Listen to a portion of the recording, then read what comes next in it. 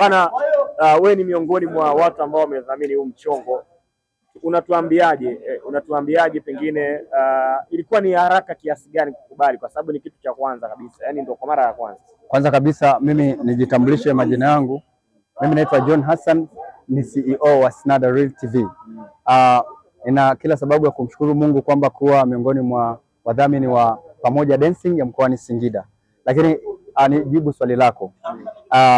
Ilitushawishi kwa sababu ukiona Baraka, kijana Baraka ni kijana mwenzetu, lakini tumeona kwamba tumuunge mkono. Kama kijana mwenzetu amekuja na maono ambapo hapo mwanzo mkoa wa Singida hivi vitu ni adimu, havikuwepo. Lakini tunapoona kijana mwenzetu anakuja na idea nzuri kama hizi, tumezoea kuona kwenye mikoa mingine kama Dar es Salaam, Arusha, Mwanza, lakini inapokuja Singida we feel proud on it. Kwa hiyo kwetu sisi ilikuwa ni hamasa ya haraka baada ya kuona kwamba kijana amekuja na wazo zuri. Lakini nimpongeze Baraka kwa kuja na maono haya. Pamoja Dancing yamewaleta vijana pamoja, yamewaleta wadau pamoja, lakini pia yanatupa hamasa ya kuendelea kusonga mbele. Kwa kumalizia kwa haraka sana, tuendelee kuona ukisalia kuwa sehemu ya wadhamini wa hii Pamoja Dancing. Bila shaka hapa ndio tumeanza, na mtarajie mambo makubwa.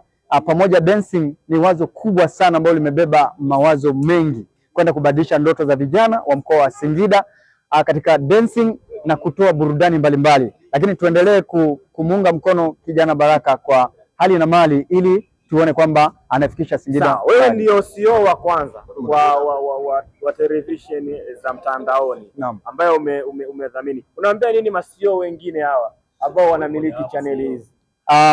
Kwanza kabisa wapo ma-CEO wa online TV mkoani Singida.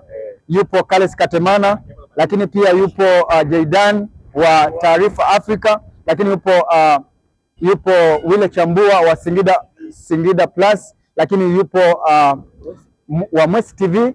Ni vijana ambao wanafanya vizuri katika mkoa wa Singida, na bila kumsahau Robertinho Blog wanafanya vizuri katika mkoa wa Singida. Na wito wangu ni kwamba vijana wa Singida, bila kusahau OPK TV ambayo inapatikana mkoa wa Singida, lakini pia Singida Online TV chini ya CEO Abdulaziz Ipini, ni wito wangu kwamba tuendelee kuipush idea hii ya Baraka, kwa sababu ni idea nzuri sana, kwamba kama vyombo vya habari lakini pia kama waandishi wa habari, hii hapa tuendelee kuipush, tumsupport kijana mwenzetu. Asante sana. Shukrani sana.